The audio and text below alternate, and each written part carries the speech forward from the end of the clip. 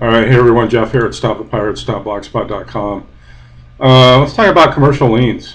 Um, Before we get into that, I just want to, talk about the Uniform Commercial Code and how it's really the law of the land today.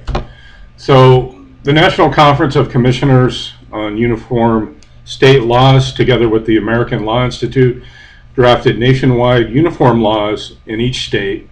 Has now adopted these laws. These laws govern commercial transactions, including sales and leasing goods, transfer of funds, commercial paper, bank deposits and collections, letters of credit, bulk transfers, warehouse receipts, bills of lading, investment securities, and all secured transactions.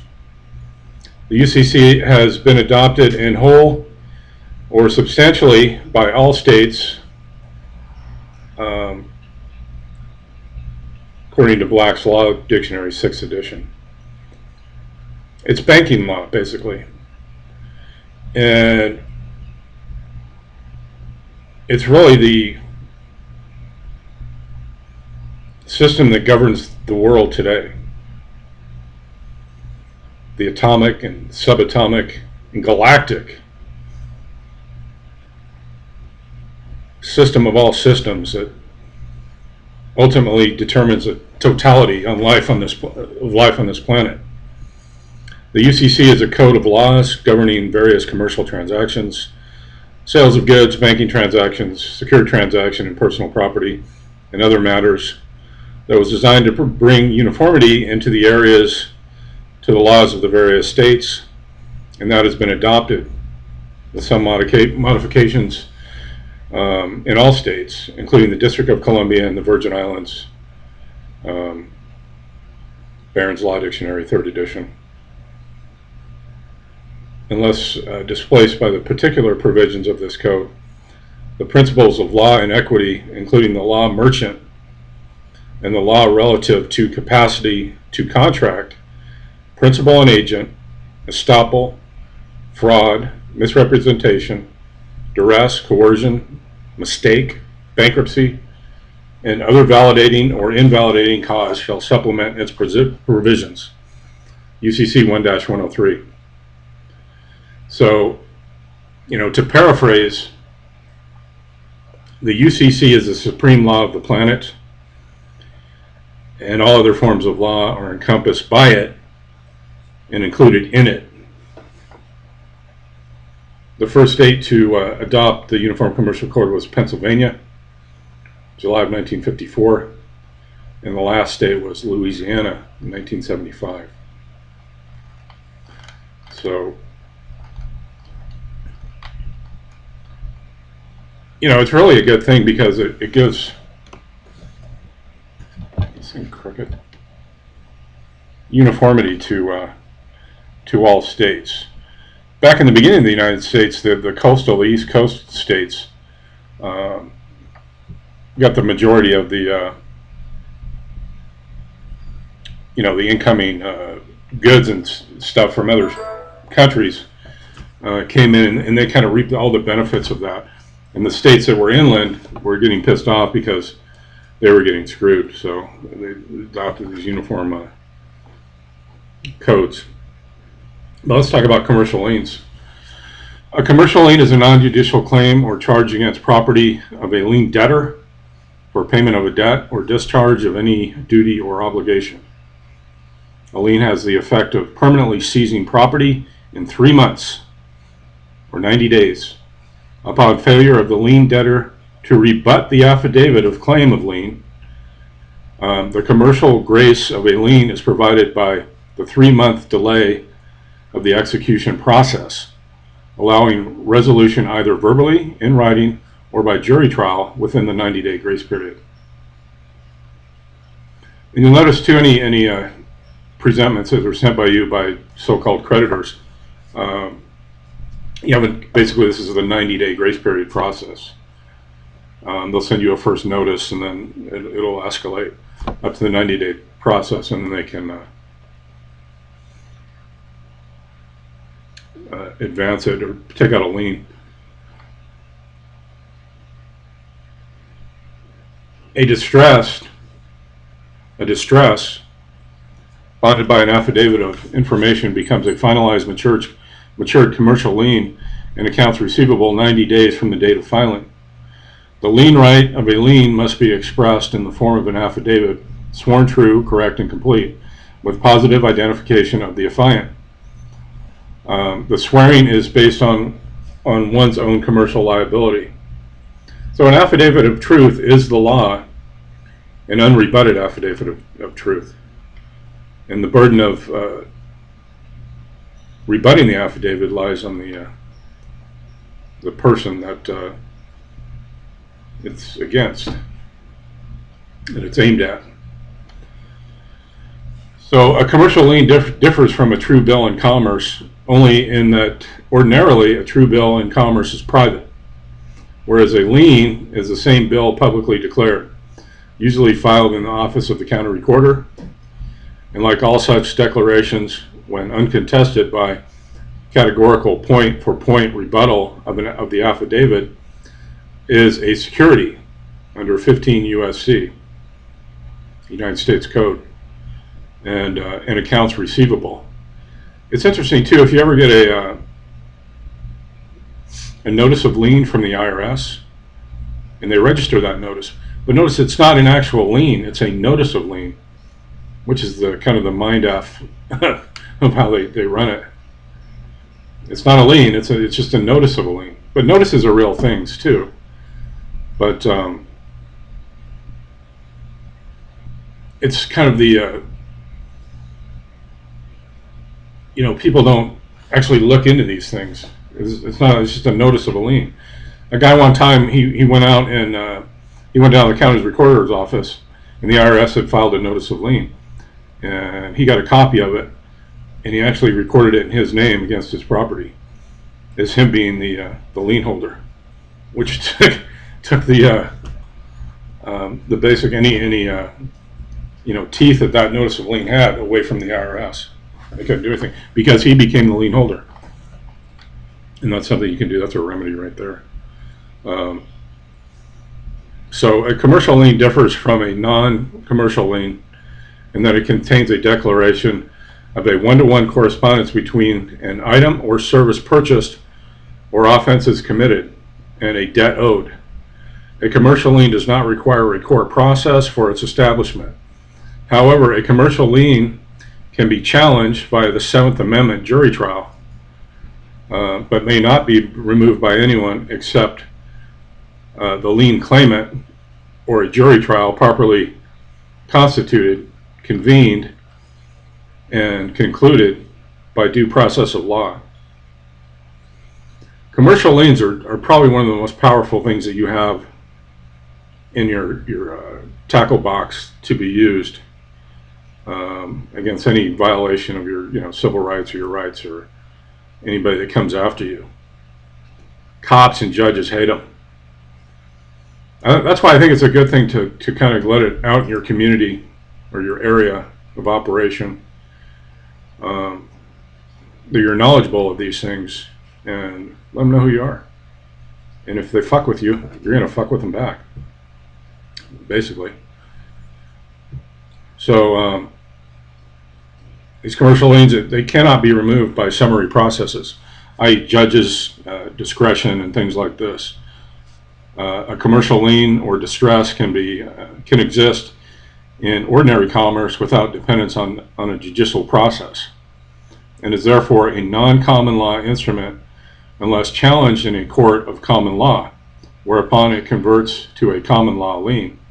A commercial lien must always contain an affidavit in support of a claim of lien and cannot be removed without a complete rebuttal of the lien's claimant affidavit point by point in order to overthrow the one-to-one correspondence of the commercial lien. Also, no common law process can remove a commercial lien unless a common law process guarantees and results in a complete rebuttal of the lien claimant's affidavit categorically and point by point in order to overthrow the one-to-one correspondence of the commercial lien.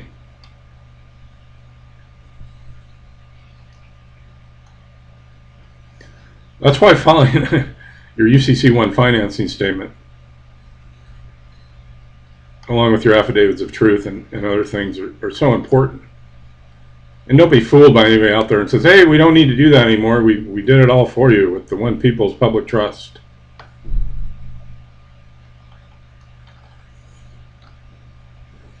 And just on another point here, the United States, the U.S., the USA, America, this is corpus juris. It kind of means a federal corporation. That's Title 28 U.S.C. Section 3002, Subsection 5, Chapter 176. It is clear that the United States is a corporation. It is well settled that the United States et al. Is a corporation. Originally incorporated February 21st, 1871, under the name the District of Columbia. 16 Stat 419, Chapter 62. It was reorganized June 11th, 1878. A bankrupt corporation, a bankrupt organization per House Joint Resolution 192 on June 5th, 1933, Senate Report 93-549, and Executive Order 6072, 6102, and 6246, a de facto government, originally the 10 square mile tract ceded by Maryland and Virginia, Virgin Mary. All that land was donated by a Jesuit priest, but that's a different avenue you can go down. In compromising Washington, D.C., plus the possessions, territories, forts, and arsenals. The only reason these people have, or this corporation has, they think they have, they think they own you, basically, is because you contract with them.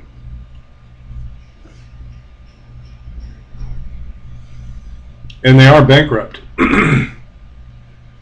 And they're a crown corporation. And ultimately, it goes back to the Vatican. Well, this is all old business. These corpses, these corporations. And because they are bankrupt, and they've been reorganized like 4 times in the 70-year bankruptcy cycles, and now they've come in and taken control of their property. The name of the government now is really, the president's just a figurehead. I'm sure a lot of people already know that, but he's just a talking head up there. The real government now is what's called Homeland Security. Because they've came in and taken control of their possessions, which is us. We're the sureties for the securities. And life is going to get a lot more restrictive. Of course, they want everybody fighting with each other and not looking at them. So anyway, the significance of this is that as a corporation, the United States has no more authority to implement its laws against we the people than does McDonald's Corporation, except for one thing. The contracts we've signed as surety for a straw man with the United States and the creditor bankers. These contracts binding us together with the United States and the bankers are actually not with us, but with our artificial entity, or as they term it, person, which appears to be us, but it's your name and spelled in all capital letters. In English law, courts establish in the Queen's possessions beyond the seas with jurisdiction over maritime causes, including those relating to prize. The United States of America is lawfully the possession of the English Crown per original commercial joint venture agreement between the colonies and the Crown, and the Constitution, which brought all states back under the British ownership and rule. The American people, however, had sovereign standing in law, independent to any connection to the states or the Crown. This fact necessitated that the people be brought back one at a time under British rule, and the commercial process was the method of choice in order to accomplish this task, first through the 14th Amendment, then through the registration of our birth certificate and property. All courts in America are vice admiralty courts in the Crown's private possession. By now you've probably heard the term accepted for value. This term, for me, gave me quite a problem in understanding when I first encountered it, and most of the people starting in this redemption program seems to have the same problem. When you look at the word accept in Black's Law Dictionary, you find to receive with approval or satisfaction, to receive with intent to retain. With this in mind, when you get a traffic ticket and notice of foreclosure or whatever, one's first instinct is, oh no, I'm certainly not going to accept that. Why would anyone want to accept such a thing? So the taking and receiving of anything in good part, and it is where a tacit agreement to a preceding part, which might have been defeated or avoided in such acceptance, if such an acceptance had not been made. Anything sent to your name in all capital letters, you should probably respond to it in one way or another. If not, there's going to be circumstances.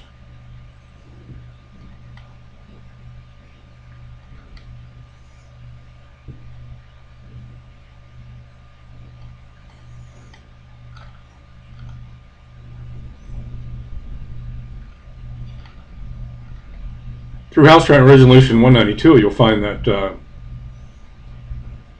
everything is, like the United States is a corporation, and you look at who's the plaintiff on any like criminal court case or anything. It's the United States Corporation. Well, how can the United States Corporation be injured, be an injured party if I kill somebody? Well, they got injured because it's their asset, and a properly trained U.S. citizen over his lifetime can pay a lot of money into the IRS and be a good citizen, a good tax slave, and make lots of money and not rock the boat and just kind of go along to get along and never question any of this stuff. And the reason they don't want you to question any of this stuff is because when you look at it, you'll go, oh my God, I'm the guy in charge here. I'm the only one with hands that can sign my name. So they made us like the paymasters because they're all corporations. They can't sign anything or authorize anything. So when you get deep into this, you'll understand that it's actually a good thing. Once you understand it and know how to work the process and work the system and how it's set up to benefit you. There's always going to be debtors and creditors. There's always going to be people out in the world who are perfectly happy going to work every day, working 40 hours, living in abject poverty, and watching football, and just, and I get that. This is a touch and go planet. We're only here for a short amount of time.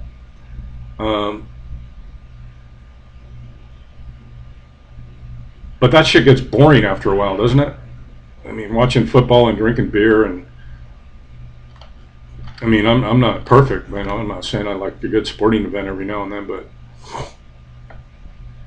you have to learn the power of acceptance and how to deal with these commercial affairs, and your life will get a whole lot easier.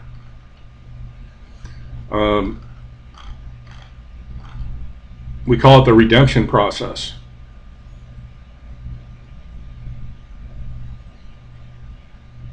The United States actually defines the fictitious entity spelled with your name with uppercase letters as a corporation.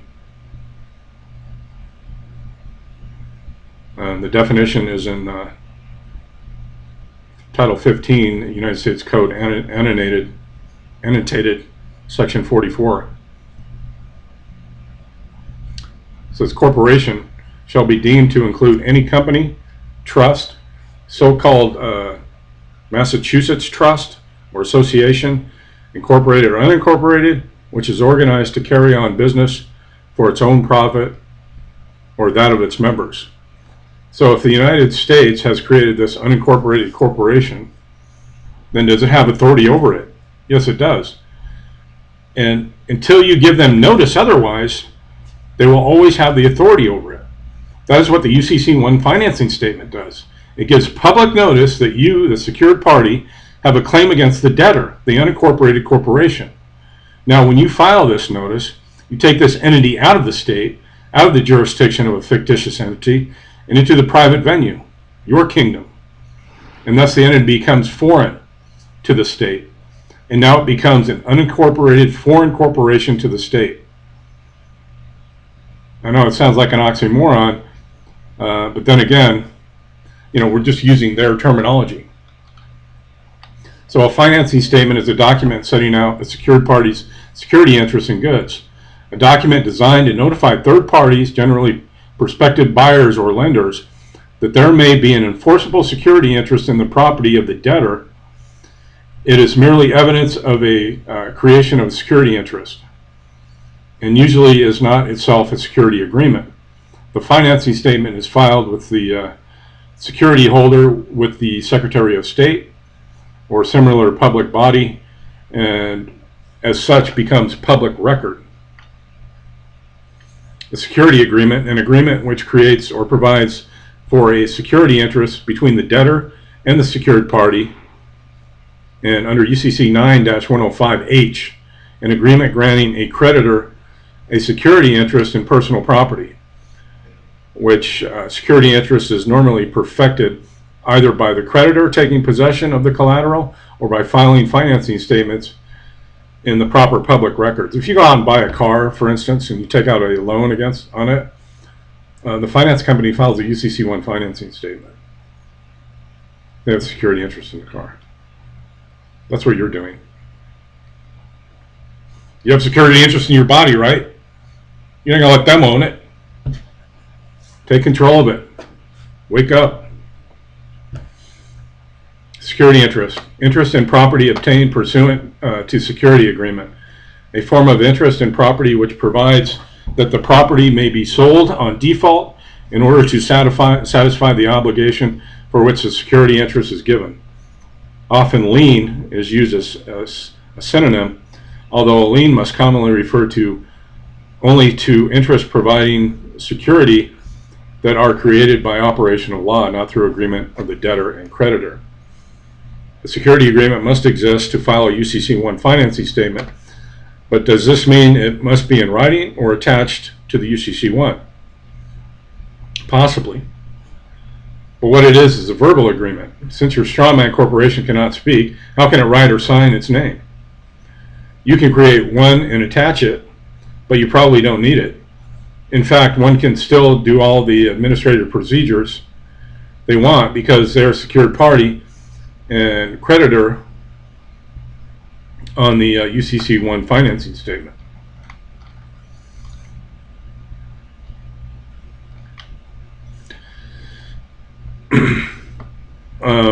All right, I'm going to cut it off there because this gets really in depth. I'm just giving you the good points, but I think if you're interested in this kind of information, go to stopthepirates.blogspot.com and we'll get you on the right path, taking control of your life and your commercial affairs. Millions of people have done this. Don't let anybody tell you different. Millionaires, billionaires, everyone's doing it. Don't be left out in the cold, the one that's not going to take control of your commercial affairs. Anyway, I guess that's it. Go to stopthepirates.blogspot.com. Like, share, and subscribe if you want. We'll put out more content coming up. Thanks a lot for listening. Have a great day.